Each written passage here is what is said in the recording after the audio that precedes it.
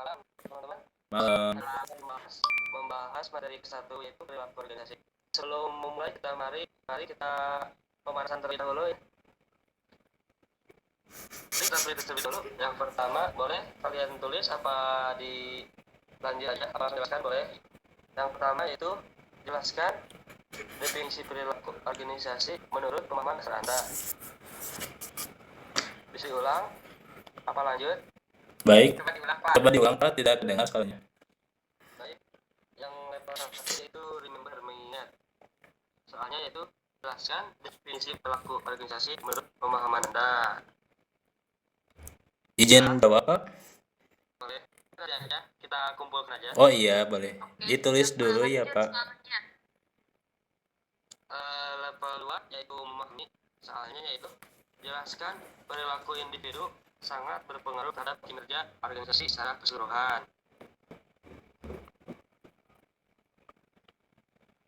Baik, lanjut Pak. Yang ketiga, apply, yaitu menerapkan.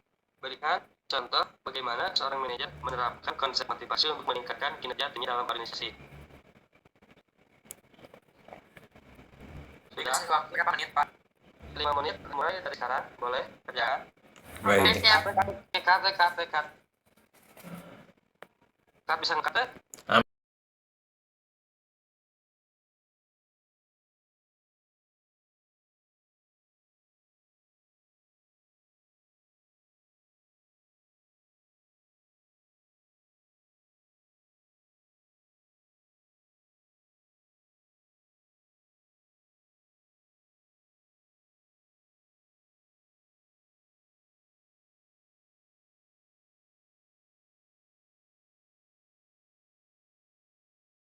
Malam, teman-teman. Malam.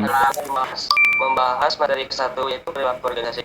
Sebelum memulai mari kita pemanasan terlebih dahulu ya. Kita terlebih dulu. Yang pertama, boleh kalian tulis apa di lanjut aja, apa jelaskan boleh. Yang pertama yaitu jelaskan definisi perilaku organisasi menurut pemahaman dasar Anda. Bisa diulang? Apa lanjut? Baik. Coba diulang Pak, tidak kedengar sekalinya. Baik. Yang level 1 itu remember mengingat. Soalnya yaitu jelaskan definisi perilaku organisasi menurut pemahaman Anda. Izin jawab Pak? Boleh. Ya, kita kumpulkan aja. Oh iya, boleh. Ditulis dulu ya Pak. Level 2 yaitu memahami.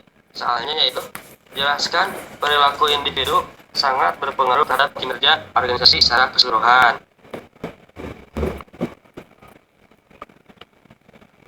Baik, lanjut Pak. Yang ketiga, apply, yaitu menerapkan. Berikan contoh bagaimana seorang manajer menerapkan konsep motivasi untuk meningkatkan kinerja timnya dalam organisasi. Sudah? Waktu berapa menit, Pak? 5 menit, mulai dari sekarang. Boleh kerjaan? Baik. Cut. Cut bisa nge-cut?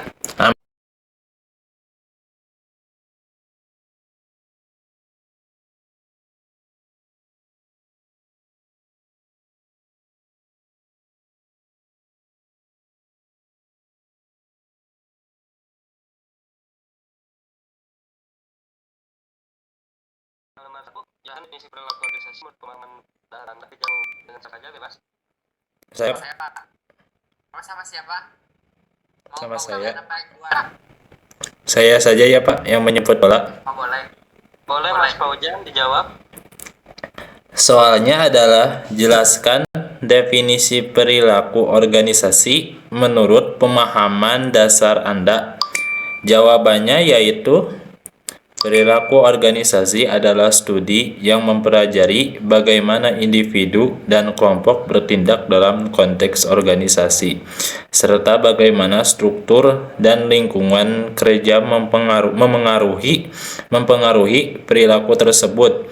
Tujuannya untuk memahami dan meningkatkan efisiensi organisasi melalui pengelolaan perilaku manusia. Itu saja, Pak.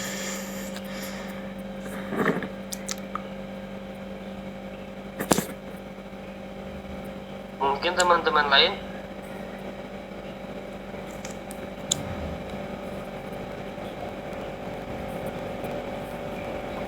apa sih ya Pak?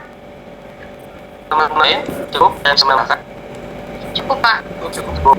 Baik, kita next step selanjutnya, yaitu memahami jelaskan mengapa perilaku individu sangat berpengaruh terhadap kinerja organisasi secara keseluruhan. Bisa dijawab boleh rekan-rekan? Yang apa? Boleh Mbak Sinta, bisa dijawab? Boleh.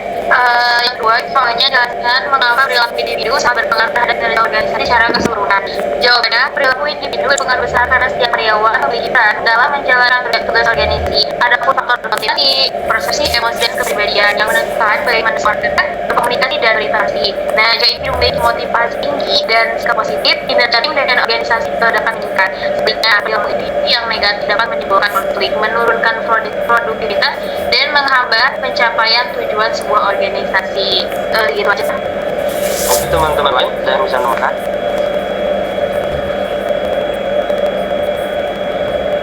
Boleh. Kita masuk ke soal berikutnya. Masih itu menerapkan bagaimana contoh seorang manajer melakukan motivasi untuk meningkatkan kinerja timnya dalam organisasi. Boleh jawab oleh siapa? Mas saya. Boleh Mas Iwan? Ya. Yang berikan contoh bagaimana seorang manajer menerapkan konsep motivasi untuk meningkatkan kinerja timnya dalam organisasi. Jawabannya adalah seorang manajer dapat menerapkan trik motivasi dengan memberikan penghargaan pada anggota tim yang mencipta target seperti bonus, terus atau pengakuan publik. Nah, ia juga bisa menetapkan tujuan kerja yang jelas, memberikan umpan balik positif, serta mencari lingkungan yang kerja yang mendukung. Dengan aplikasi konsep motivasi tersebut, anggota tim dan merasa dihargai dan lebih bersemangat dalam menyelesaikan tugas yang perlu meningkat. Itu saja mungkin Pak. Teman-teman ada yang bisa menambahkan apa cukup? Cukup. Cukup. Baik, kita sesi selanjutnya. Udah betul berapa? Betul semua, Pak. Betul semua. Iya. Boleh. Kemudian Mas Ridwan betul berapa? Betul 3 Pak. Betul 3, boleh. Kemudian Mbak Sinta betul berapa? Betul ya Pak. Betul 3, boleh. Nah, kita masuk ke materi selanjutnya. Baik. Kita menjelaskan tentang perilaku organisasi dengan mendasarkan 6 pilar. Yang taksonomi Bloom menyediakan kerangka kerja struktur untuk mengklasifikasikan tujuan pembelajaran, sedangkan perilaku organisasi membahas bagaimana individu dan kelompok bertindak serta berinteraksi dalam konteks organisasi. Nah, dari pemahaman perilaku organisasi, yang pertama ada ranah kognitif atau aspek berpikir. Ranah ini berkaitan dengan kemampuan intelektual yang menjadi dasar bagi pengambilan keputusan, memecahkan masalah dan pemahaman dalam organisasi. Dari tingkat taksonomi, yaitu contohnya mampu mengingat fakta, prosedur, dan konsep dasar organisasi. Yang kedua, memahami, mampu mengintrospeksikan dan menjelaskan konsep-konsep perilaku organisasi yang Terus kemudian yang ketiga yaitu menerapkan, mampu menggunakan pengetahuan dalam situasi kerja yang baru. Kemudian yang keempat yaitu menganalisis, mampu memecah informasi menjadi bagian-bagian dan menentukan hubungan antar bagian. Yang kelima yaitu selanjutnya mengevaluasi, mampu membuat penilaian berdasarkan kriteria dan standar. Yang keenam terakhir yaitu menciptakan, mampu menggabungkan elemen untuk menciptakan produk atau solusi baru yang original. Contohnya yaitu menyebutkan visi dan misi perusahaan. Yang kedua memahami, menjelaskan alasan dibalik perubahan kebijakan. Yang ketiga menerapkan, yaitu menggunakan teori motivasi misalnya Maslow untuk mendesain insentif. Yang keempat yaitu menganalisis faktor-faktor penyebab turunnya kekuatan kinerja, misalnya mengidentifikasi perbedaan antara beban imbang dan imbalan. Yang kemudian yang kedua menilai kinerja, mengevaluasi keefektifan dua strategi manajemen konflik yang beda. Kemudian yang keenam terakhir menciptakan, tentunya itu merancang struktur organisasi baru atau menciptakan sistem onboarding yang inovatif. Kemudian dari ranah afek, sikap, dan emosi, nah ini yaitu berkaitan langsung sistem motivasi, nilai-nilai, dan yang merupakan inti studi perilaku organisasi yang ini bentuk budaya organisasi dan iklim kinerja. Dari contohnya yaitu mengingat, itu menyebutkan visi, kedua memahami, menjelaskan alasan dibalik perusahaan kebijakan. Yang ketiga menerapkan menggunakan teori motivasi. Yang keempat menganalisis, itu menganalisis faktor-faktor penyebab turun kekuatan kerja. Kemudian yang keempat itu mengevaluasi, yaitu menilai kinerja tim atau mengevaluasi keefektifan dua strategi manajemen konflik yang berbeda. Kemudian yang keenam itu menciptakan atau merancang struktur organisasi baru atau menciptakan sistem onboarding yang inovatif. Kemudian penerapan taksonomi Bloom dalam perilaku organisasi itu dalam pengembangan SDM. Contohnya dalam konteks perilaku organisasi, taksonomi ini digunakan sebagai alat perencanaan pengukuran untuk satu pengembangan kompetensi, yaitu memastikan program pelatihan pengembangan. Ya, contohnya itu training and development dirancang secara bertingkat dari keterampilan dasar, remembering mengingat hingga keterampilan strategis. Yang kedua, manajemen kinerja, menetapkan tujuan kinerja yang jelas. Misalnya contoh, seorang manajer tidak hanya perlu memahami kebijakan tapi juga mengenalkan apa untuk menyelesaikan masalah sehari-hari. Kemudian rekrutmen dan penilaian. Contohnya itu merupakan program kompetensi yang untuk satu penjabatan. Posisi manajer seringkali dibutuhkan tingkat analisis dan evaluasi. Yang keempat yaitu membentukkan budaya, membuatkan arah aktif untuk menanamkan nilai-nilai organisasi. Organisasi bertujuan agar karyawan mendapat tingkat karakterisasi di mana nilai-nilai tersebut menjadi otomatis dari perilaku sehari-hari. Secara singkat, di perilaku organisasi mempelajari perilaku dan taksonomi membantu mengukur, merencanakan serta mengembangkan tingkat kompetensi perilaku, pengetahuan, sikap dan keterampilan. Sampai sini teman-teman paham?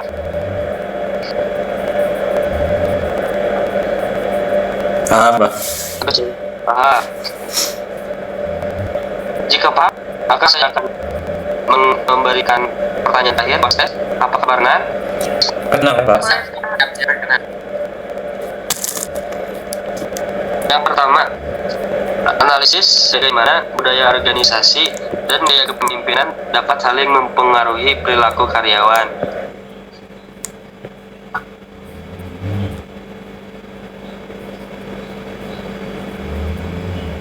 Oke, next Pak. Next, yang kedua yaitu menilai.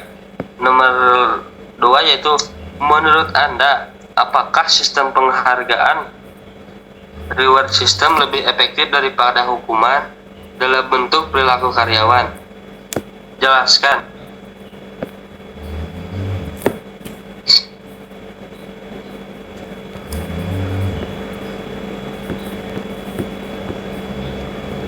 Next. Lanjut Pak. Rancanglah sebuah program sederhana yang dapat dilakukan perusahaan untuk meningkatkan kerjasama tim berdasarkan konsep perilaku organisasi.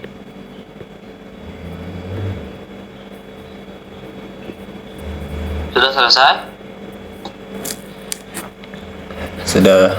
Bisa diulang Pak, yang nomor 3 diulang Pak. Nomor 3, boleh. Rancanglah sebuah program sederhana yang dapat dilakukan perusahaan untuk meningkatkan kerjasama tim berdasarkan konsep perilaku organisasi.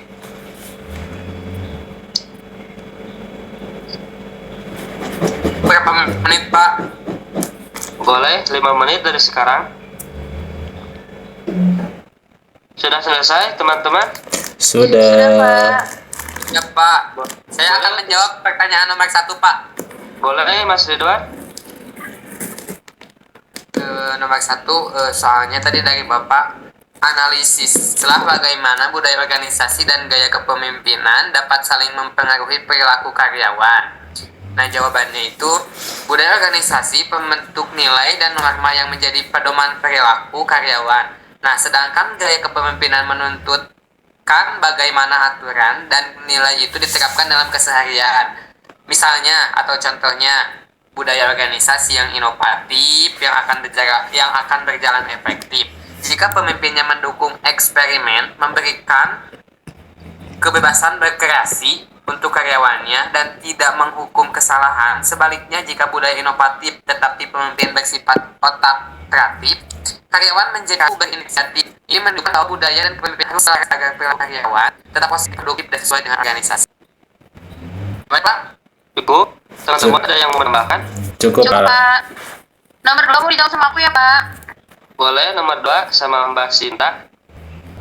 Oke, izin menjawab Pak. Untuk soalnya, menurut Anda apakah sistem penghargaan atau reward system lebih efektif daripada hukuman dalam membentuk perilaku karyawan? Jelaskan alasan Anda. Adapun jawabannya, secara umum, sistem penghargaan lebih efektif daripada hukuman karena penghargaan meningkatkan motivasi, intrinsik, dan ekstrinsi, memperkuat perilaku positif, serta membuat karyawan merasa dihargai. Penghargaan juga menciptakan suasana kerja yang lebih sehat dan mendorong untuk berkreativitas. Dan adapun hukuman memang dapat mengontrol perilaku tertentu, tetapi sering menimbulkan ketakutan, stres, dan menurunkan loyalitas. Namun, evaluasi ideal adalah menggunakan kombinasi keduanya secara proporsional. Penghargaan untuk memperkuat perilaku positif dan hukuman ringan untuk mencegah pelanggaran yang berulang. Mungkin segitu saja Pak untuk jawabannya. Teman-teman ada yang mau menambahkan? Kalau saya cukup sih Pak. Cukup. Cukup apa mau beres nih? Cukup. Cukup. Cukup, boleh. Selanjutnya nomor 3, Saya Pak akan menjawab. Fauzan. Eh, Boleh. Rancanglah sebuah soalnya adalah rancanglah sebuah program sederhana yang dapat dilakukan perusahaan untuk meningkatkan kerjasama tim berdasarkan konsep perilaku organisasi. Jawabannya adalah program yang dapat direncanakan adalah Team Collaboration Information Program dengan langkah-langkahnya yaitu workshop komunikasi efektif untuk membangun keterbukaan dan meningkatkan kemampuan menyampaikan ide. Dan poin kedua yaitu sesi team building seperti simulasi pemecahan masalah, permainan strategi, atau proyek kecil yang harus diselesaikan bersama. Poin ketiga yaitu penerapan sistem penghargaan kepada tim bukan hanya individu agar setiap anggota bisa bekerja sama untuk mencapai suatu target tertentu. Yang keempat adalah itu rapat mingguan, yaitu mengevaluasi tim yang memberikan ruang bagi anggota untuk menyampaikan gagasan atau ide dan umpan balik yang baik. Yang kelima itu adalah monitoring, yaitu monitoring untuk antara anggota dan meningkatkan pemahaman antar anggota. Mungkin itu saja Pak jawabannya. Mungkin teman-teman ada yang bisa nambahkan? Cukup Pak. Cukup, boleh. Untuk mesinnya betulnya berapa? Betulnya 3. Untuk Mas Ridwan betulnya berapa? 2. Yang berapa salah? Yang salah itu yang nomor 3 Pak. Kurang tepat. Oh, baik, 2. Mas Fauzan betul berapa? Betul. Pak. Yang berapa namanya betulnya? Yang betulnya cuma nomor 3. Kalau nomor 2-nya itu materinya susah Pak nyarinya. Oh, nanti kalau kamu cari materi, cari aja bersama referensinya. Iya Pak. Baik Pak, makasih. Baik, untuk pertemuan hari ini kita cukupkan. Terima kasih. Selamat malam Izin semuanya. Pak, izin Pak, belum